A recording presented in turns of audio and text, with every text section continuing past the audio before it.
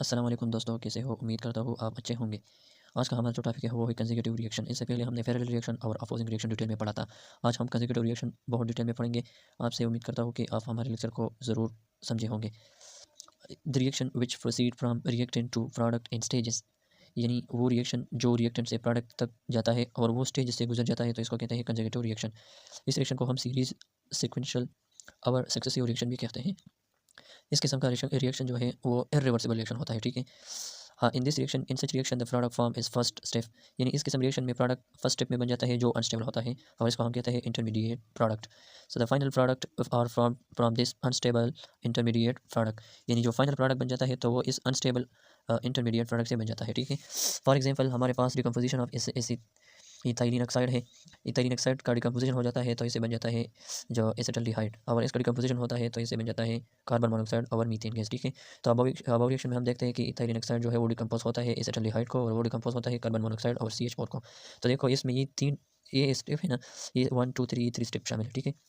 अब इसकी डेरिवेशन इस तरह करते हैं कि हमारे पास एक जनरल रिएक्शन है जिसमें ए बी को कन्वर्ट होता है और बी फिर सी को कन्वर्ट होता है, ठीक है। ये हमारे पास इंटरमीडिएट है। अब जब जब टी जीरो है तो ये ए नॉट इसको ए के कंसंट्रेशन को जाहिर करता है, ठीक है, और बी जीरो है, सी भी जीरो है। जब टाइम गुजर जाता है तो ये concentration of A, concentration of B, concentration of C. तो इट इज़ क्लियर, इसका मतलब ये है कि ये ए नॉट जो है ये इन तीनों कंसंट्रेशन के सम के बराबर है, ठीक है। इसलिए it is clear A naught equal to A B and C is their concentration.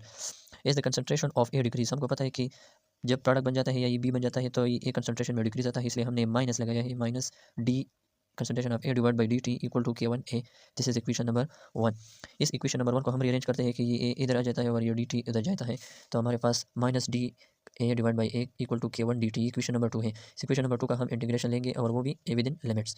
So their integration is that, तो हमारे पास इससे बन जाएगा माइनस एल एन ए, और इस ये ए नॉट से ए तक जाएगा, और ये जीरो से टाइम तक, ठीक है, टी तक। अब ये माइनस इधर से कैंसिल हो जाएगा और इधर आ जाएगा, तो हमने इसलिए लिखा है multiplying negative sign on both side. तो ये L N A naught A equal to minus के one T zero T. So जब इसका हम सोल्यूशन करते हैं तो इसे बन जाता है L N A minus L N A naught, इसका रूल है, ठीक है, इक्वल टू माइनस के one T equal minus K zero. अब इस वाले इक्वेशन पर हम ये लॉगरिथम वाला रूल अप्लाई करते हैं, जो L N A minus L N B बराबर है L N A divide by B, तो इसलिए यहाँ पर बन जाता है L N A divide by A naught, ठीक है।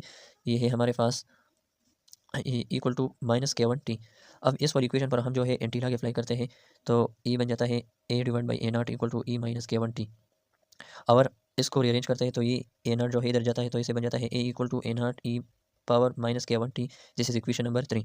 ये इक्वेशन नंबर 3 जो है ये हम कंसंट्रेशन ऑफ ए के लिए इस्तेमाल करते हैं कि हम ए की कंसंट्रेशन को मालूम करें, ठीक है।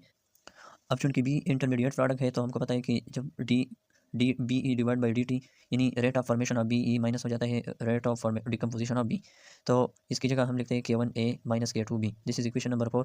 अब इस इक्वेशन नंबर 4 में जो ए है, इस ए की जगह हम ये इक्वेशन नंबर 3 का वैल्यू पुट करते हैं, तो हमारे पास इक्वेशन नंबर 4 ये वाला बन जाता है d b divide by D T equal to के one A not E power minus के वन टी माइनस के टू बी। अब ये डी टी जो है ये क्रॉस मल्टीप्लिकेशन के जरिए इधर आ जाता है, तो इसे बन जाता है डी बी इक्वल टू के one A not E power minus के one t d t minus के टू बी डी टी, ठीक है।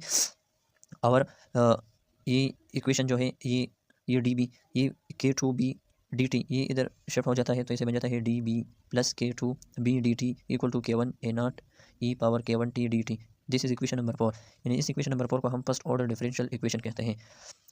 अगर हम चाहते हैं कि इस वाली इक्वेशन को इंटीग्रल फॉर्म में कन्वर्ट करें, तो हम इसके साथ जो है इंटीग्रेटिंग फैक्टर मल्टीप्लाई करते हैं, और वो इंटीग्रेटिंग फैक्टर हमारे पास ई पावर के टू टी है, ठीक है। तो ई पावर के टू टी हम मल्टीप्लाई करते हैं इस इक्वेशन में, इस इक्वेशन को सारी जगह पर, ठीक है। तो हमारे पास बन जाता है डी डी बी ई के टू टी प्लस के two B D T E के टू टी इक्वल टू के one A not E power minus के वन टी ई पावर के टू टी और डी टी। ये इक्वेशन नंबर 5 है, इसमें ये लेफ्ट हैंड साइड है और ये राइट हैंड साइड है, ठीक है। फिर हम डेरिवेटिव ला अप्लाई करते हैं, ठीक है। इस इक्वेशन में जो ये पार्ट जो है ना, ये वाला पार्ट, इस वाले पार्ट पर हम ये डेरिवेटिव ला अप्लाई करते हैं, तो हमारे पास इसका एक ला है जिसमें D U V equal to होता है V D U plus U D V, ठीक है। तो उस वाली पार्ट्स हमने लिया है इस इक्वेशन का, और इस पर हमने ये वाला रूल अप्लाई किया है, यानी ये ला अप्लाई किया है, ठीक है। तो हमारे पास ये बी जो है यू है, और ये ई पावर के टू टी हमारे पास वी है, तो हमारे पास ऐसे बन जाता है डी बी ई पावर के two T equal to e power के two t d b plus b d e power के टू टी, ठीक है। तो ये डी ई पावर के टू टी इस पर हम ये भी अप्लाई करते हैं, तो इसे बन जाता है ई के टू टी डी के टू टी, ठीक है। तो इस डी ई पावर के टू टी की जगह मैंने ये वाली वैल्यू पुट किए हैं इधर, अब देखें कि ये डी बी ई के टू टू ये अपनी जगह पास आ गया है। और इसको हमने सिर्फ रीअरेंज किया है, यानी ये डी बी पहले लिखा है और इसके बाद ये लिखा है, ठीक है। प्लस ये के टू है, इसको मैंने पहले लिखा है और इसके बाद बी लिखा है और ये अपनी जगह पर आ गया है, ये डी और टी मैंने अपनी जगह लिखा है। तो ये इक्वेशन नंबर 6 है। अब देख लें कि ये वाली वैल्यू जो है ये इक्वेशन नंबर 6 में ये वाली वैल्यू जो है इस वाली वैल्यू के बिल्कुल बराबर है, तो इसलिए हम इस वाली वैल्यू की जगह ये वैल्यू पुट करते हैं, ठीक है। इसलिए मैंने लिखा है कि इस equation 5 left hand side is same of equation number 6। तो ये और ये दो वैल्यू है, तो इस दोनों में सिर्फ एक वैल्यू लेंगे और हमारे पास ये बन जाता है कि डी बी ई पावर के टू टी इक्वल टू के वन ए नॉट ए माइनस के वन टी ई के टू टी डी टी, ठीक है। अब ये दो ई है तो इसको हम कंबाइन करते हैं, तो इसे बन जाता है ई अपनी जगह आता है और इक्वल टू के one A not E power minus के वन टी प्लस के टू टी डी, ठीक है। तो इसे में ये टी जो है इससे कॉमन लेता होते इसे हो गया है माइनस के वन प्लस के टू डी टी, ठीक है। इस वाली इक्वेशन को हम इंटीग्रेट करेंगे but it is without limits, यानी लिमिट्स के बगैर इसको हम इंटीग्रेट करते हैं। तो इंटीग्रेट के बाद हमारे पास ये वैल्यू आता है। इसके इंटीग्रेशन का तरीका ये कि इस ये वैल्यू जो है हम लिखते हैं और ये इसका जो पावर है इसको हम डिनोमिनेटर में लिखते हैं, ठीक है। तो हमारे पास बी ई पावर के टू टी इक्वल टू के one A not E T के टू माइनस के one divide by D T के टू माइनस के वन डी टी प्लस सी, यानी ये डी टी दूसरे के साथ कैंसिल हो जाएगा, तो हमारे पास ये वाली इक्वेशन बन जाता है। अब देखो इस इक्वेशन पर हम क्या करते हैं, इस पर हम बाउंड्री कंडीशन अप्लाई करते हैं।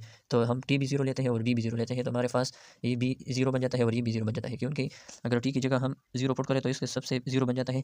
और एनीथिंग विच पावर जीरो जिस जिस चीज़ की पावर जीरो हो वो वन के बराबर होता है, इसलिए इधर वन आ जाएगा। तो ये सी इक्वल टू के one A not divide by के टू माइनस के वन, ये इक्वेशन नंबर 8 है। इस इक्वेशन नंबर 8 यानी सी की वैल्यू हम इक्वेशन नंबर 7 पुट करते हैं इस जगह पर, हमारे पास ये वाला इक्वेशन बन जाता है, ठीक है। अब देखो इन दोनों में ये के वन ए नॉट और के टू माइनस के वन ये दोनों कॉमन है, तो इसे हम ये कॉमन लेंगे, तो हमारे पास बी ई के टू टी इक्वल टू के वन ए नॉट के टू माइनस के वन और ई के टू माइनस के वन टी माइनस वन बन जाता है, ठीक है। अब हम इस वाली इक्वेशन पर जो है ई के टू टी डिवाइड करते हैं, यानी ये बी अकेले रह जाता है और ये ई के टू टी ये डिवाइड होता है बोथ साइड, ठीक है। तो हमारे पास ये वैल्यू अपनी जगह पर ये भी अपनी जगह पर, तो इसे बन जाता है। देखो ये ई जो है इसके ई टी इसके साथ मल्टीप्लाई हो जाता है, तो के टू टी के वन टी बन जाता है। अब ये ई के टू टी और ई के टू के टी वन, यानी इसको हमने अलग अलग लिखा है, ठीक है। और ई के टू टी ने हम दोनों पर डिवाइड किया है, ठीक है। इस पर भी डिवाइड किया है उधर भी डिवाइड किया है, तो ये ई के टू टी इसके एक दूसरे के साथ कैंसिल हो जाता है और ये ई माइनस के वन टी बन रह जाता है।